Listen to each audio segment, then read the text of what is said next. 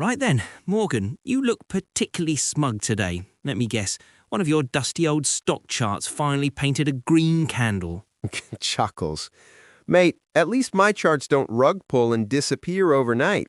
Speaking of which, how's that paradigm-shifting NFT collection you were banging on about last month? Oi! Did the paradigm shift straight to zero? Oi, leave it out. That was a calculated, degen-sized risk. Right. And like you TradFi geezers who spent all of last year screaming, a major recession is 100% coming. How'd that one work out for your portfolios? Touché. And you've just perfectly landed on what we need to get into today. Oh yeah? All these forecasts we hear, from crypto Twitter to the suits on Bloomberg, are mostly just hot air. There's a professional way to actually check if you're any good at this, or if you're just a chancer on a lucky streak. Oh yeah, you finally found a working crystal ball on Amazon. Even better, we're talking about forecast calibration. Right. It sounds like some heavy-duty CMT Level 3 textbook stuff, but the idea is dead simple. Okay. It's the process of checking if your predictions actually match up with reality. Go on then, Professor. Explain it to me like I'm a 5-year-old who's just put his life savings into a coin with a frog on it. Fair enough. Look, if you say, I'm 80% sure this stock is going to beat earnings, and you make 100 similar predictions over your career, Yeah.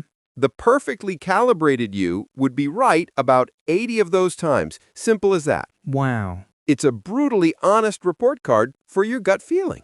So are you telling me I need to keep a diary of all my terrible calls? Yep. Oh, I don't think my ego can take that kind of abuse, mate. Your P&L takes the hit whether you write it down or not. And this is where the pros are supposed to be different. How's that? There was this massive study on the survey of professional forecasters. These are the top dogs, the people advising governments. Okay. They found that when these experts reported being 53% confident in a forecast, they were only actually right 23% of the time. Get out. So they're more than twice as confident as they should be. They're just like us. See, your lot in the ivory towers are just as degen as us lot in the crypto sewers. It's a human problem. We are all wired for overconfidence. Right. We remember our one spectacular call and conveniently forget the 9 that went sideways. Calibration is the system you build to stop lying to yourself. Okay, I get the concept. Don't be a delusional muppet. So how do you actually measure it? Is there an app for that? Ego Crusher Pro. There's a metric. It's called the Breyer score. The Breyer score. Sounds like a posh French cheese. Waiter, I'll have the Breyer score with a side of chutney, please. Stop it. Think of it like a golf score for your predictions. The lower your score, the better you are. Okay. A perfect score is 0, which means you're basically a psychic. Right. And the Breyer score is brilliant because you can break it down to see why you're good or bad. All right, break it down then. Let's have it. It's got 3 main parts. First up is reliability. This is the big one. Okay. It asks the simple question, are you honest with your probabilities? When you say there's a 70% chance of something happening, does it really happen 70% of the time?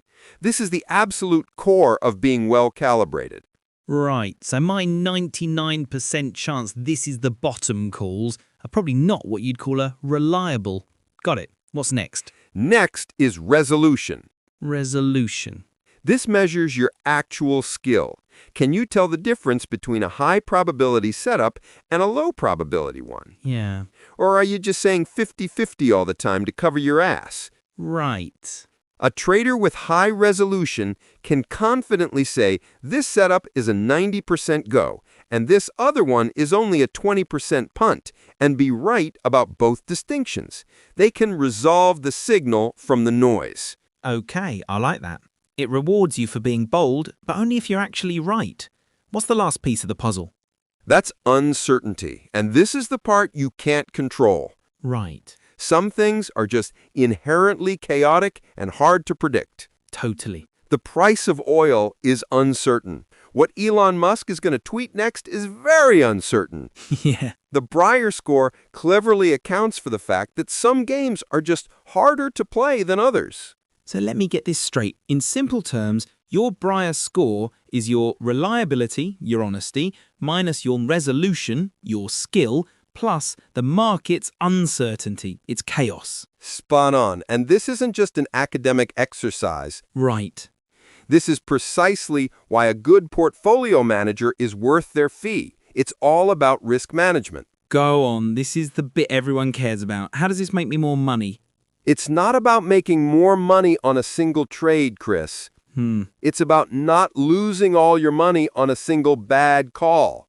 Okay. If you're overconfident, if your forecasts aren't calibrated, you will systematically oversize your positions. Right.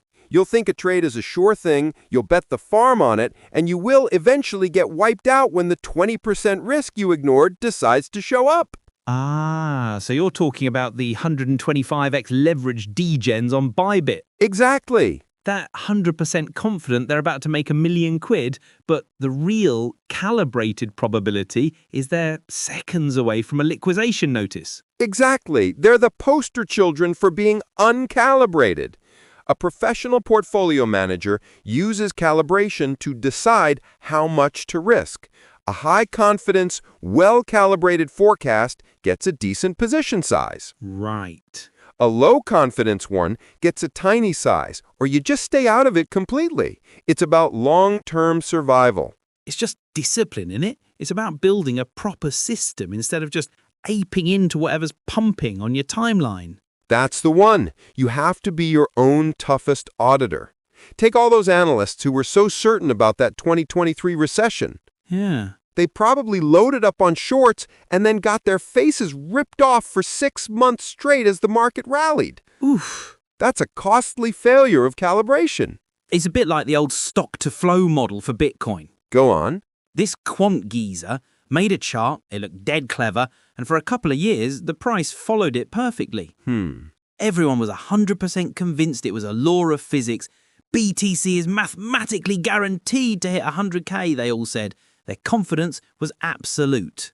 And what happened? The model broke, completely shattered, and everyone who leveraged up based on it got absolutely wrecked. Wow. Their forecast was 100% confidence, but the real world had other plans. Yeah. Uncalibrated. It's a brutal lesson, but one that everyone in this game learns eventually. The good news is, you don't need a PhD in statistics to start applying this. All right, then give us the goods. What's the street smart way for a normal trader to start? Just keep a trading journal, but add one simple thing. Okay.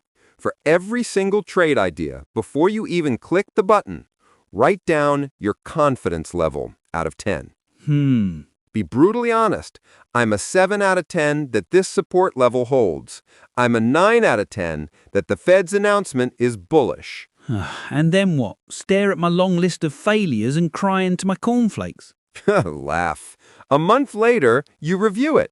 Look at all the trades you rated a 9 out of 10. Okay. How many of them actually worked? Right. If only 5 out of 10 did, then your internal 9 out of 10 feeling is actually just a 50-50 coin flip in the real world. You are dangerously overconfident. So next time you get that 9 out of 10 feeling, you know you should probably half your position size. That is actually dead simple and seriously smart. Right? You're forcing yourself to confront your own bias. It's the old know thyself stuff from the old Greek philosophers. Exactly. It's about knowing when your gut is a finely tuned instrument and when it's just giving you indigestion. Yeah. That's the real difference between a pro and a punter. The pros know their own stats. Mad. So all this time we've been taking the piss out of each other's bad calls. We should have been getting out a spreadsheet and calculating our Brier scores. Maybe it would have been a much quieter podcast. But the core idea is what matters. Stop guessing, start measuring. Check your ego at the door because the market will check it for you anyway, and that way is a lot more expensive. You know what? For a dusty old TradFi guy, you're not wrong. That's a proper lesson for everyone, whether you're trading meme coins or multinational stocks. Don't just trust your gut, test it. Test it, track it, and then, and only then, can you start to trust it.